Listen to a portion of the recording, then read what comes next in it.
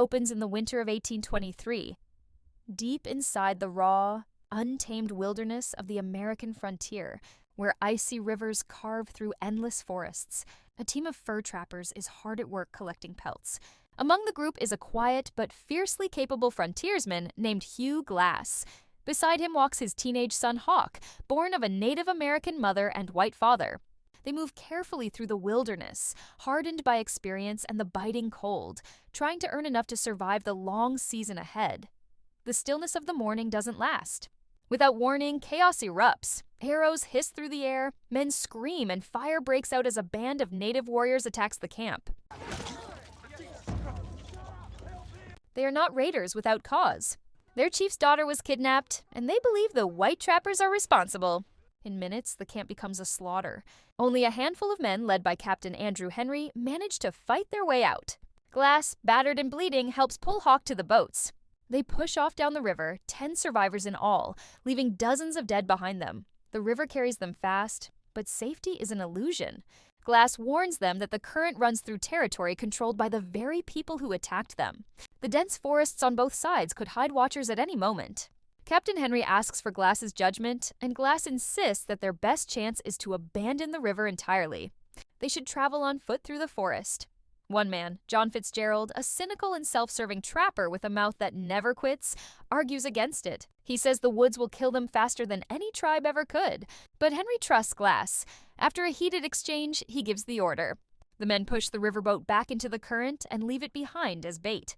Then they shoulder their packs and start the long march through the frozen wilderness. The days crawl by. Snow thickens, food runs low, and frostbite bites deep. The men huddle together for warmth each night, taking turns to keep the fire alive.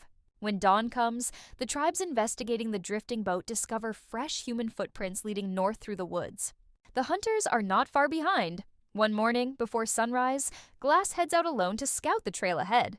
The forest is hushed, the only sound his boots crunching in the frost. He moves quietly, scanning for tracks, until he spots 2 bear cubs tumbling in the brush.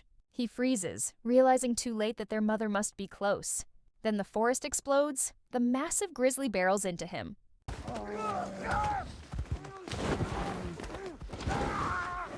She claws his back open, ripping into his neck and shoulder.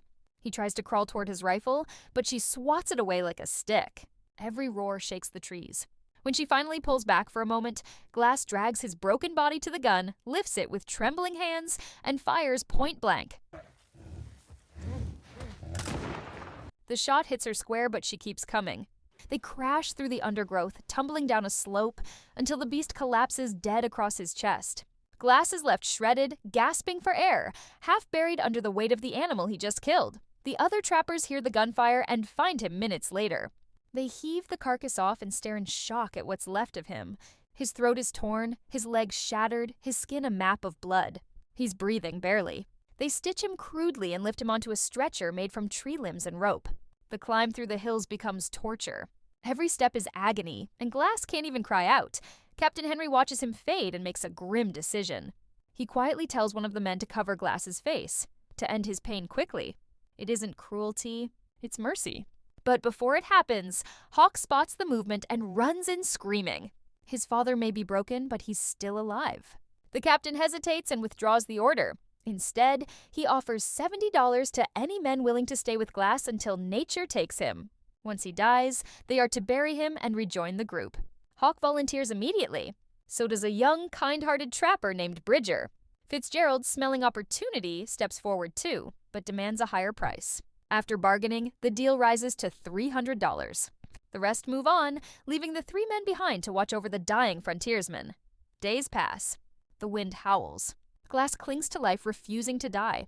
Fitzgerald grows restless, pacing and muttering that keeping the man alive is madness. That night, when Bridger and Hawk step away to fetch water, Fitzgerald crouches beside Glass. In a cold whisper, he tells him it's time to let go, that if he dies, he saves everyone else.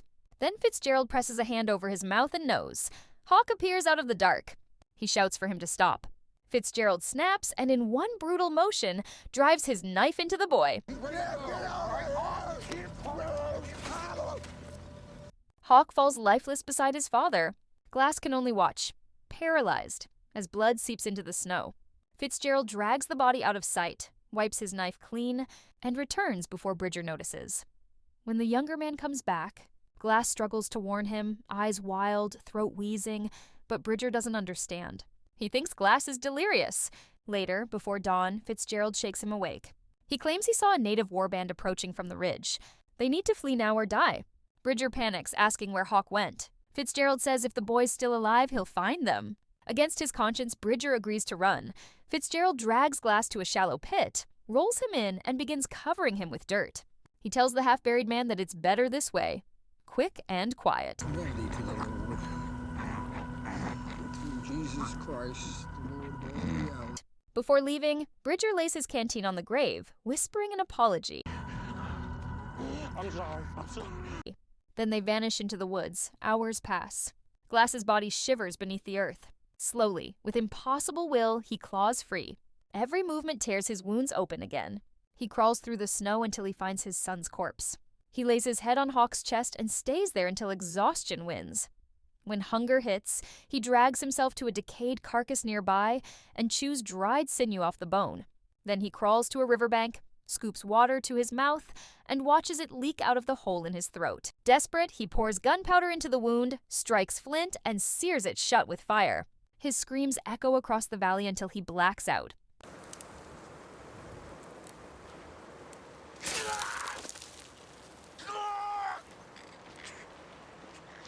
Days later, he wakes under a gray sky. His strength is nearly gone, but he keeps moving. He lives off grass and handfuls of snow. When a small hunting party spots him, he flings himself into the river and lets the current carry him away. The water nearly kills him, but it also saves him. Time loses meaning. One night, smoke catches his eye, another man's camp. He crawls toward the fire, where a stranger roasts meat. The man spins, bow drawn, wary of the filthy figure before him. Glass gestures that he needs food. He points to his wounds, miming the bear, the fight, the betrayal. The stranger understands. His own village was burned by soldiers.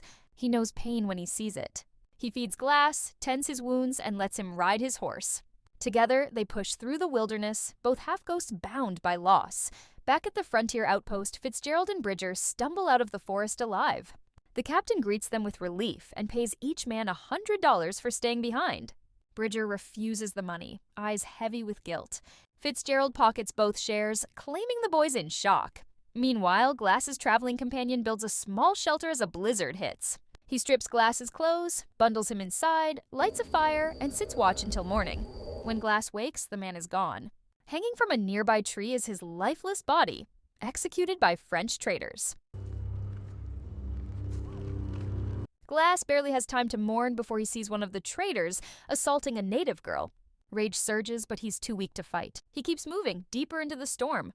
Later, when a patrol spots him again, he leaps onto a stolen horse and flees into the mountains.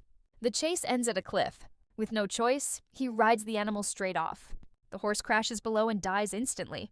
Glass miraculously survives, but the cold closes in fast. He slits open the horse's belly, hauls out its guts, and crawls inside for warmth. The smell is unbearable, but it keeps him alive through the night. Back at the fort, a French survivor arrives seeking shelter. The trappers demand payment. The man offers a bottle and a few coins. Bridger freezes. The bottle is his, the same one he left on Glass's grave. The Frenchman explains he found it 30 meters from a ravaged campsite. Fitzgerald overhears and goes pale. If that bottle's real, then Glass might still be alive. Captain Henry, Bridger, and a small party ride out to investigate. When they find Glass, breathing and walking, the captain can barely believe it. Fitzgerald's story was a lie. Furious, Henry orders Bridger held under guard and storms back to confront Fitzgerald. But the man has vanished, taking the payroll money with him. Henry vows to hunt him down.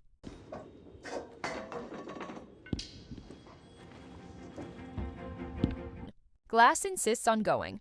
He tells the captain Bridger had no part in Hawk's murder, that Fitzgerald deceived him too. Together they ride, following hoofprints through snow and ice. After miles, the tracks disappear. They split to cover more ground. Henry circles a rocky ridge and finds himself staring down Fitzgerald's rifle. He orders him to surrender and return for trial. Fitzgerald shoots him point blank. The gunshot rolls across the valley. Glass races toward the sound and finds the captain's body still warm. He kneels, grief tightening his jaw, then devises a plan. He props Henry's corpse upright on a horse, pretending to be dead. From a distance, it looks like Henry leads and Glass follows. Fitzgerald spots them, raises his gun, and fires. The leading rider falls.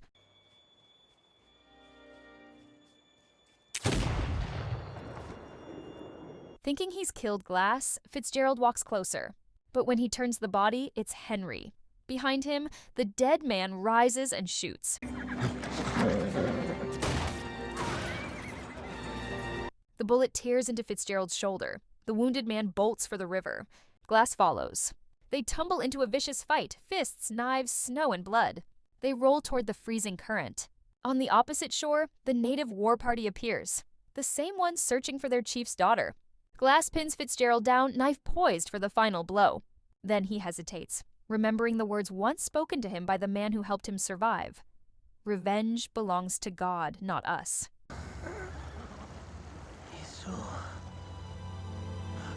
Glass drags Fitzgerald into the current and lets the river take him.